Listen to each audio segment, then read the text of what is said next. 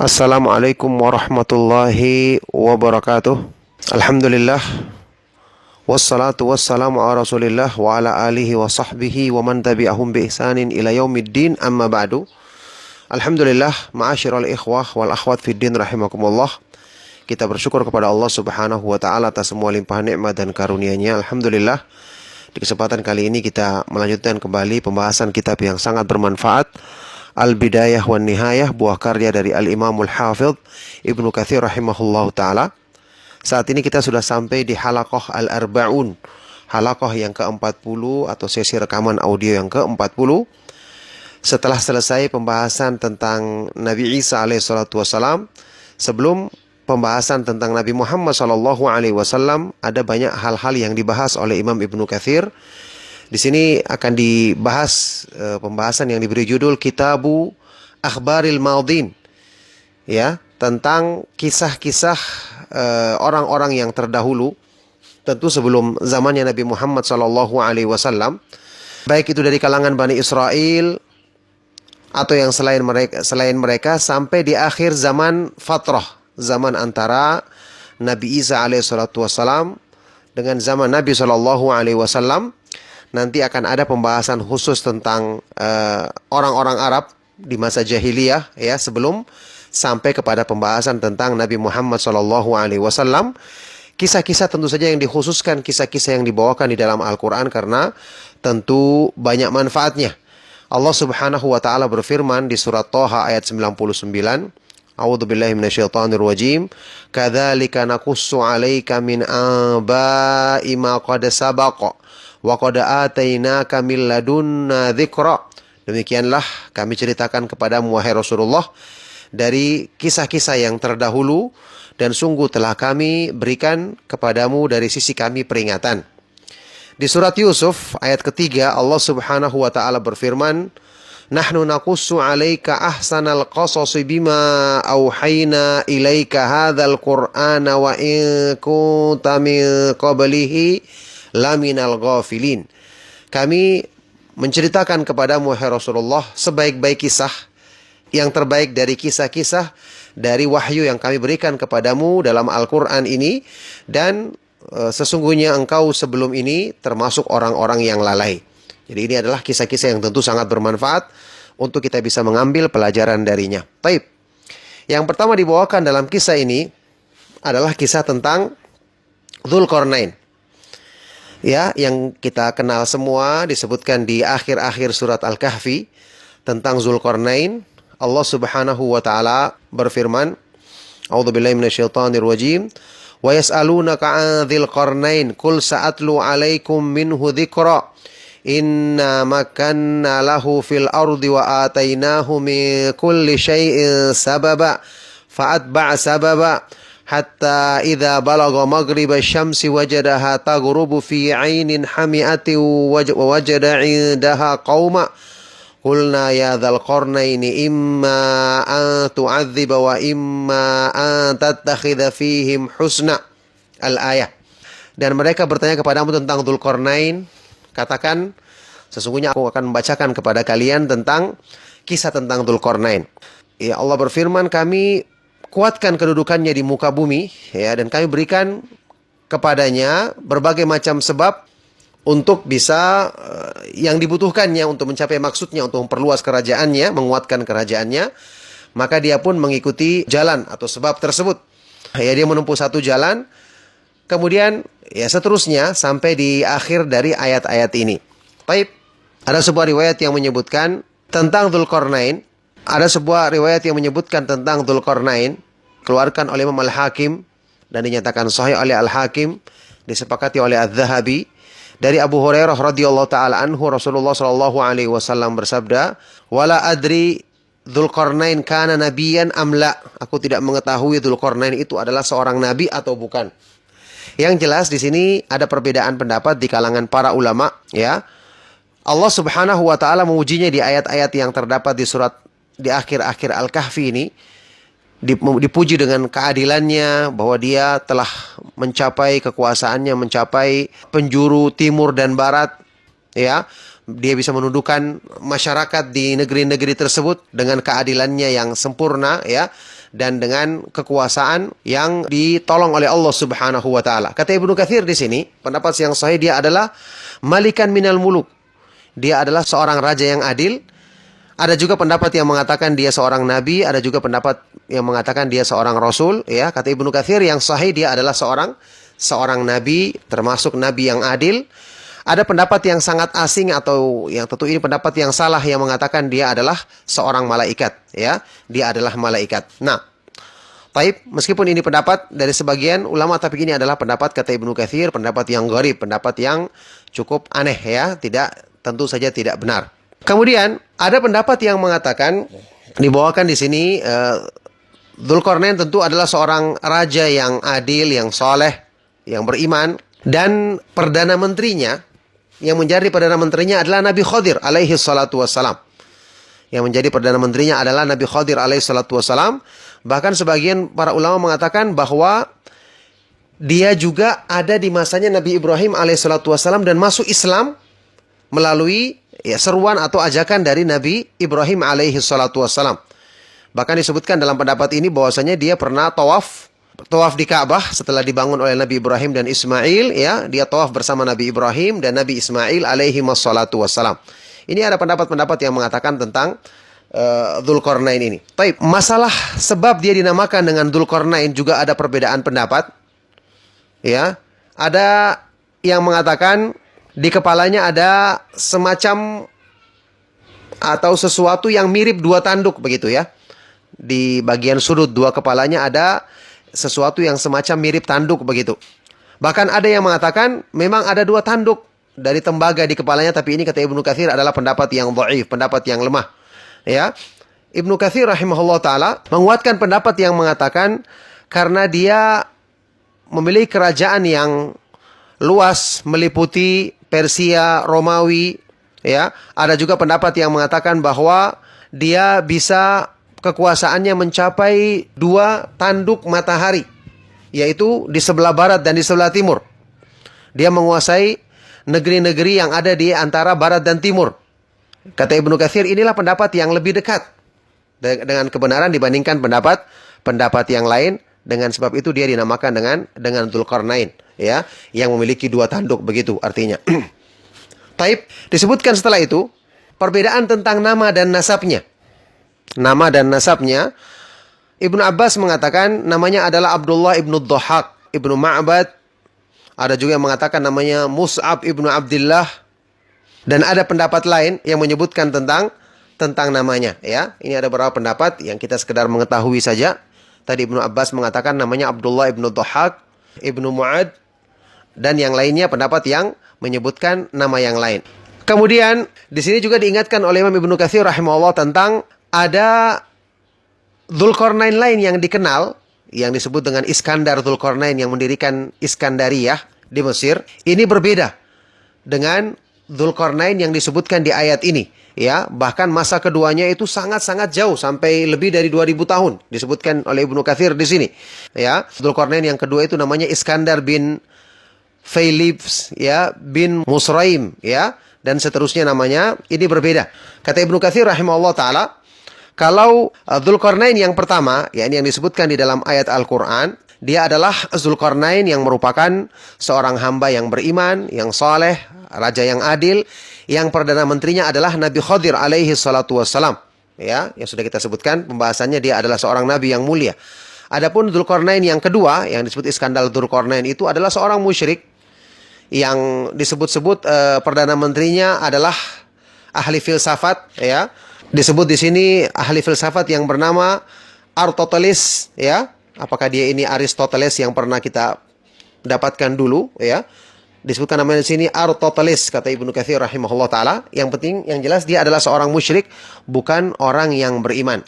Maka kata Ibnu Katsir rahimahullah taala, ya, orang yang menyamakan keduanya hanyalah orang-orang yang bodoh, yang tidak mengetahui hakikat dari kebenaran sejarah tentang masalah ini. Nah, kemudian di sini juga ada pembahasan yang berhubungan dengan nukilan dari sebagian ahlul kitab yang menyebutkan bahwa dia tinggal di permukaan bumi ini, ya, keliling di permukaan bumi ini selama 1600 tahun.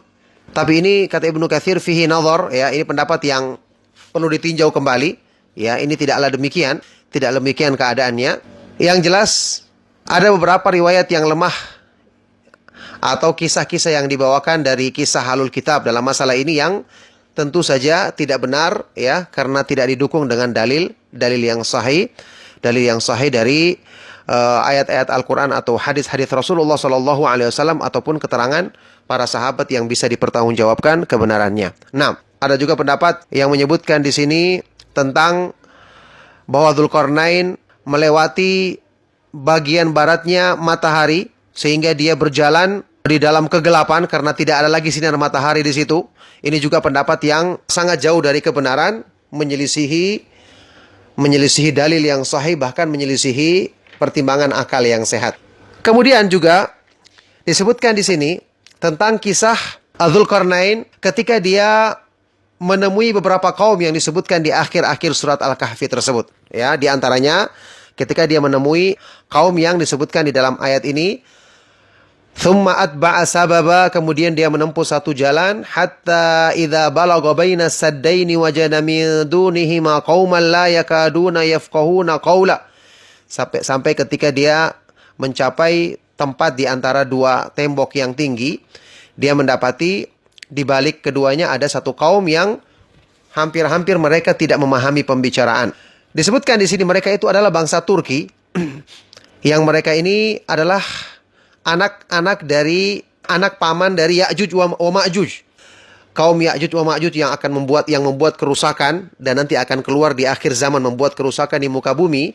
Ini adalah masih saudara daripada atau ya masih satu garis keturunan dari bangsa Turki. Disebutkan bahwa kabilah Ya'juj wa Ma'juj ini telah membuat kerusakan sehingga orang-orang tersebut meminta kepada Dzulqarnain untuk membangunkan tembok yang menghalangi mereka dari Ya'juj dan Ma'juj, ya, dengan memberikan upah kepadanya. Tapi dia menolak, tidak mau menerima upah tersebut karena Allah Subhanahu wa taala telah memberikan kepadanya harta yang banyak yang mencukupi, maka dia tidak menerima upah dari mereka. Cuman dia kemudian meminta, ya, dia mengatakan qala ma makanni fihi rabbi khairun. Ya, apa yang Allah berikan kepadaku lebih baik daripada apa yang kalian tawarkan. Kemudian dia meminta kepada mereka, kepada suku bangsa ini, ya, untuk mengumpulkan laki-laki di antara mereka untuk membantunya membangunkan tembok untuk menghalangi masuknya dua kabilah yang merusak ini, Ya'juj dan Ma'juj, untuk membangun tembok besar yang akan dibangun di antara dua gunung supaya menjadi penghalang agar tidak bisa masuk Ya'juj wa Ma'juj, karena jalur satu-satunya adalah lewat tempat tersebut yang akan ditutupi agar tidak bisa mengganggu mereka. Jadi dia memerintahkan kepada mereka untuk mengumpulkan laki-laki dan alat-alat untuk membangun hal ini. Dan disebutkan di ayat ini bahwa dia membangunnya dari besi dan juga dari al-khotor, ya, yaitu tembaga yang dicairkan. Tembaga yang dicairkan, inilah pendapat yang benar. Jadi dia tidak menggunakan lagi misalnya batu, semacam batu bata begitu. Tidak juga menggunakan semacam tanah atau semen, tapi diganti dengan besi dan tembaga yang dicairkan untuk mendirikan bangunan tersebut. Ya, kita ketahui disebutkan di dalam hadis-hadis yang sahih, ya, bahwa Allah Subhanahu wa taala, ya, dengan izinnya menjadikan tembok tersebut adalah tembok yang sangat kuat. Sampai disebutkan di ayat ini, famastata'u ayyadhharuhu wa mastata'u lahu naqaba. Maka mereka tidak mampu untuk memanjat tembok tersebut dan tidak mampu untuk melubanginya. Nanti akan di akhir zaman Allah Subhanahu wa taala akan jadikan mereka bisa melubangi, bahkan meruntuhkan tembok tersebut sebagaimana yang disebutkan di ayat-ayat ini. Taib. Kemudian disebutkan di sini juga ada pendapat yang mengatakan bahwa dia mati ketika umurnya 3.000 tahun. Tapi ini pendapat yang asing, kata Ibnu Katsir, ini gharib, pendapat yang asing. Pendapat yang tentu diragukan kebenarannya. Ada juga yang mengatakan dia hidup selama 36 tahun. Ada juga yang mengatakan umurnya 32 tahun. Dan umur kekuasaannya, kerajaannya adalah 16 tahun. Tapi kata Ibnu Katsir rahimahullah ta'ala, yang disebutkan oleh sebagian para ulama ini cocoknya untuk Iskandar yang kedua tadi, ya, bukan Iskandar yang beriman, tapi Iskandar yang musyrik. Ini kata Imam Ibnu Katsir rahimahullah ta'ala. Taib, selanjutnya dibawakan tentang kisah Ya'juj wa Ma'juj. Ini juga penting karena berhubungan dengan kisah Dzulqarnain ini, dan mereka akan keluar nanti di akhir zaman untuk membuat kerusakan yang wajib kita benarkan sebagai tanda-tanda hari kiamat. Disebutkan bahwa pertama Ya'juj dan Ma'juj, bagaimana ciri-ciri mereka yang disebutkan di dalam ayat-ayat Al-Quran ataupun hadis-hadis yang sahih dari Rasulullah SAW. Pertama, tanpa ada perbedaan pendapat di kalangan para ulama, mereka itu adalah termasuk keturunan Nabi Adam alaihissalam. Ya, manusia biasa yang disebutkan di dalam hadis yang sahih diriwayatkan oleh Imam Bukhari dan Muslim bahwa Allah Subhanahu wa taala berfirman pada hari kiamat kepada Nabi Adam, "Wahai Adam, bangkitlah kamu, fab'ath ba'than nar min dzurriyyatika." Berdirilah kamu dan utuslah utusan neraka dari keturunanmu. Maka Nabi Adam berkata, "Ya Rabb, wa ma ba'thun nar?" Wahai Rabb, apa itu utusan neraka? Fayaqul, maka Allah berfirman, "Min kulli alfin tis'umi'atin wa tis'atun wa tis'una ilan nar wa wahidun ilal jannah." Setiap 1000 orang ada 999 yang akan ke neraka dan 1 yang ke surga. Fahina idzin yashibu sagiru wa tada'u kullu dzati hamlin hamlahu. Ketika itulah ya anak kecil pun menjadi beruban. Wanita yang membawa hamil akan segera meletakkan, yakni melahirkan kehamilannya. Wa taron nasa sukara ma hum bisukara. Kamu akan melihat manusia ya mabuk padahal mereka tidak mabuk. Walakinna adzaballahi syadid, akan tetapi azab Allah sangat keras. Qalu, maka para sahabat bertanya, "Ya Rasulullah, ayyuna dzalikal wahid?" Siapa di antara kita yang satu itu yang masuk ke surga tadi? Qala Rasulullah SAW, maka ketika itu Rasulullah SAW bersabda, "Abshiru fa inna minkum wahidan wa min Ya'juj wa Ma'juj alfan." Bergembiralah karena dari kalianlah seorang yang satu itu, adapun yang sisanya tadi dari yang 1000 ya 999 tadi adalah dari Ya'juj wa Ma'juj. Ini menunjukkan jumlah mereka yang sangat banyak, bahwa mereka itu jumlahnya berlipat-lipat kali dari jumlah manusia yang ada di muka bumi saat ini ya. Yang jelas mereka adalah keturunan Nabi Adam alaihissalam, yakni dari keturunan Nabi Nuh alaihissalam yang sudah kita bahas, karena Allah Subhanahu wa taala menyebutkan yang selamat dari keturunan Nabi Nuh yang ada yang ikut naik perahu atau bahterahnya bersamanya, dan Allah berfirman dalam Al-Qur'an, "Wa ja'alna dzurriyyatahu humul baqin." Kami jadikan keturunan Nabi Nuh merekalah yang tersisa di muka bumi ini setelah seluruh permukaan bumi ini ditenggelamkan oleh Allah Subhanahu wa taala. Nah, baik. Kemudian Ibnu Katsir juga menegaskan di sini bahwa Ya'juj dan Ma'juj itu adalah seperti anak manusia lainnya. Sama dengan bentuknya, rupanya, dan sifat-sifatnya. Beliau mengatakan, barang siapa yang menyangka Ya'juj dan Ma'juj itu diciptakan dengan penciptaan yang berbeda, katanya diciptakan ketika Nabi Adam itu mimpi, kemudian air maninya bercampur dengan tanah yang lain, ya bukan diciptakan dari Hawa. Ini meskipun pendapat disebutkan oleh sebagian dari para ulama, tapi ini adalah pendapat yang didhaifkan oleh para ulama sendiri. Dan ini pantas untuk didhaifkan, kata Ibnu Katsir, karena tidak ada dalilnya dan menyelisihi ayat Al-Quran yang jelas-jelas menyebutkan tentang manusia yang ada saat ini semua adalah dari keturunan Nabi Nuh alaihissalatu wassalam. Nah, ada juga pendapat yang menyebutkan bahwa mereka itu bentuknya berbeda-beda. Ada yang sangat tinggi sekali seperti pohon kurma, ada yang sangat pendek, ada juga yang bahkan merayap. Ini semua riwayat-riwayat atau ucapan-ucapan pernyataan yang tidak ada dalilnya. Ya, hanya menebak perkara-perkara yang gaib tanpa dalil. Kata Ibnu Katsir, kata beliau, was-sahih, yang sahih mereka adalah dari keturunan Nabi Adam seperti manusia biasa, yang bentuk dan sifatnya atau ciri-cirinya sama seperti manusia yang lainnya. Nah, oleh karena itulah ini pendapat yang benar dalam masalah ini yang perlu kita yakini ya tentang kisah Ya'juj dan Ma'juj. Kemudian kalau ada pertanyaan yang sehubungan dengan hadis riwayat Bukhari Muslim tadi, kenapa mereka dijadikan sebagai 999 yang masuk neraka dari kalangan kaum mukminin hanya satu, yang satu kaum mukminin itu masuk ke dalam surga ya? Maka jawabannya tentu kata Ibnu Katsir di sini ya, Allah tidak akan mungkin mengadab mereka kecuali sudah diutus Rasul kepada mereka. Pasti berlaku apa yang disebutkan di firman Allah Subhanahu wa taala surat Al-Isra ayat ke-15, "Wa ma kunna mu'adzibina hatta nab'atsa rasulah." Kami tidak akan mengadab manusia kecuali kami mengutus kepadanya seorang rasul. Ya, pasti setelah ditegakkan hujjah, setelah sampai dakwah kepada mereka, setelah diterangkan kepada mereka kebenaran, kemudian mereka menolak kebenaran tersebut. Oleh karena itu ini yang wajib kita yakini, ya Allah Subhanahu wa taala tidak akan mengadab ya satu kaum kecuali setelah sampai kepadanya hujjah.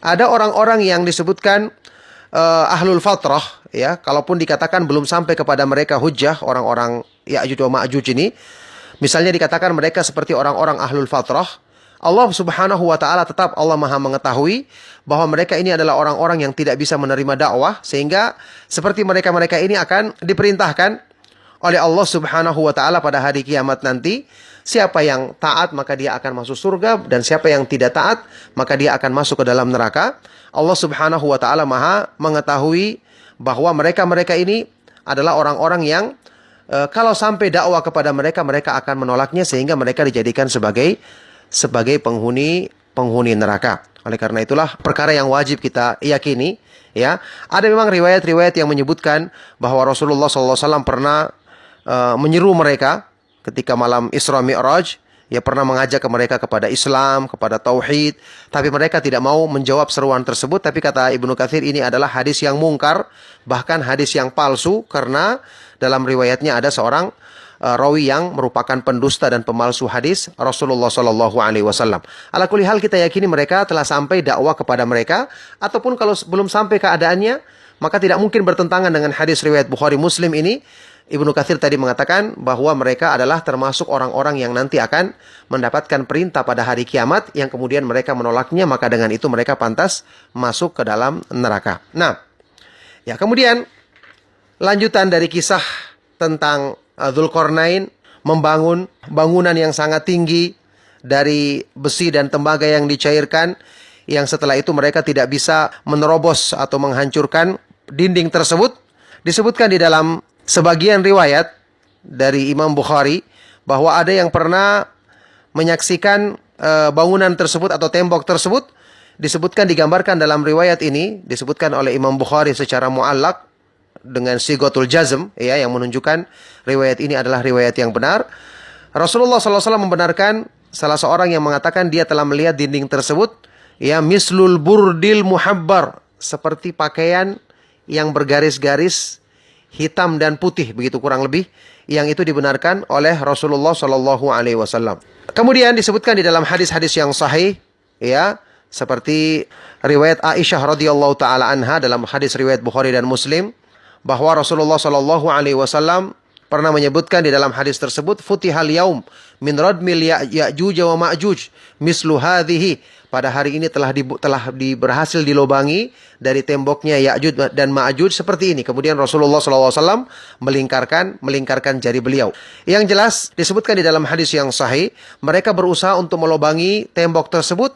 Ketika mereka telah berusaha melobangi sedikit, kemudian tiba malam hari mereka pulang, besoknya mereka dapati kembali tertutup seperti semula, sampai ketika Allah Subhanahu wa taala menghendaki tembok tersebut bisa dibuka, ya, dan mereka bisa keluar dari situ, mereka bisa rubuhkan.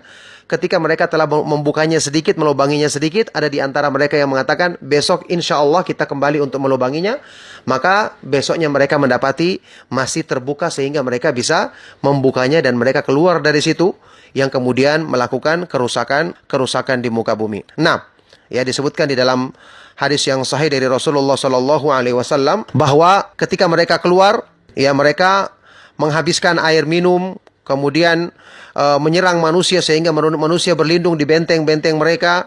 Kemudian setelah itu mereka melemparkan panah-panahnya ke arah langit, yang kemudian kembali kepada mereka dalam keadaan panah itu berdarah, sehingga mereka menyangka dan berkata, kita telah mengalahkan penduduk bumi dan kita juga telah mengalahkan penduduk langit. Maka Allah Subhanahu wa taala mengutus kepada mereka, ya, semacam disebutkan di sini naghafan, ya, semacam ulat, ya, semacam ulat yang diletakkan di leher-leher mereka. Kemudian Allah Subhanahu wa taala membinasakan mereka dengan ulat tersebut. Sampai Rasulullah SAW bersabda, "Walladzi nafsu Muhammadin biyadihi inna dawabal ardi latasmanu wa tashkuru syukran min luhumihim wa dimaihim."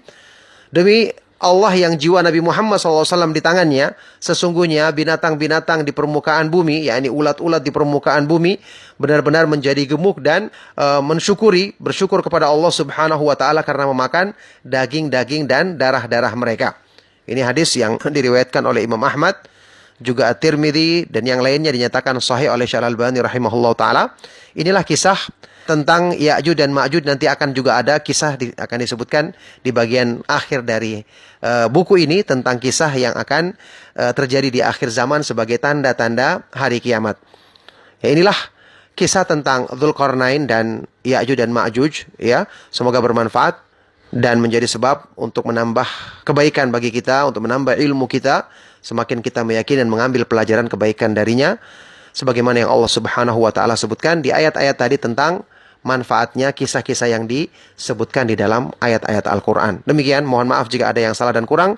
Sallallahu wasallam wa barak ala nabiyina Muhammad wa ala alihi wa sahbihi wa man tabi'ahum bi ihsan ila yaumiddin. Walhamdulillahi rabbil alamin. Subhanakallahumma wa bihamdika asyhadu an la ilaha illa anta astaghfiruka wa atubu ilaik. Wassalamualaikum warahmatullahi wabarakatuh.